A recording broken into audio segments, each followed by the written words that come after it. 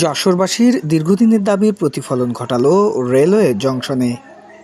ঢাকা যশোর পদ্মা সেতু রেল প্রকল্পে কাঙ্ক্ষিত রেল সেবা নিশ্চিত এবং অনতিবিলম্বে ভোরবেলা যশোর থেকে ঢাকাগামী ও সন্ধ্যায় ঢাকা থেকে যশোরমুখী প্রভাতী আন্তনগর ট্রেন চালুর দাবিতে যশোর রেলওয়ে জংশনে অবস্থান কর্মসূচি পালন করেছে বৃহত্তর যশোর রেল যোগাযোগ উন্নয়ন সংগ্রাম কমিটি।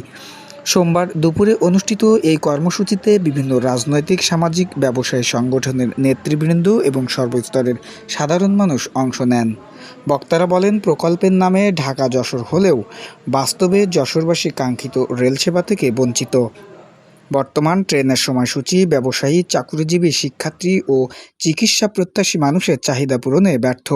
বিশেষ করে ভোরের একটি আন্তনগর ট্রেন না থাকায় দিনে গিয়ে দিনে ঢাকা থেকে ফিরে আসা অনেকের পক্ষেই অসম্ভব হচ্ছে। তার সুবিধা ভোগ করতে পারছে না।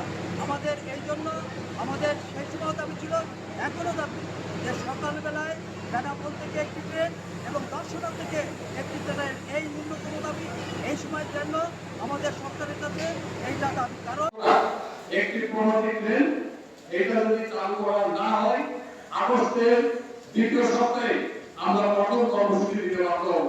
অবস্থান কর্মসূচি থেকে ৬ দফার দাবি জানানো হয়। এর মধ্যে রয়েছে বেনাপোল বা দর্শনা থেকে যশোর থেকে ঢাকা রুটে প্রভাতী আন্তনগর ট্রেনসহ ৩টি নতুন ট্রেন চালু, আন্তনগর ট্রেনে সাধারণ বগি বৃদ্ধি, দর্শনা খুলনা ও বেনাপোল যশোর রুটে ডাবল রেললাইন নির্মাণ, সীমান্ত এলাকা থেকে যশোর হয়ে ঢাকাগামী কমিউটার ট্রেন চালু, সিংঘিয়া রেল স্টেশনে ইনল্যান্ড কন্টেইনার টার্মিনাল চালু এবং রেল ব্যবস্থার সার্বিক উন্নয়ন কার্যকর উদ্যোগ গ্রহণ।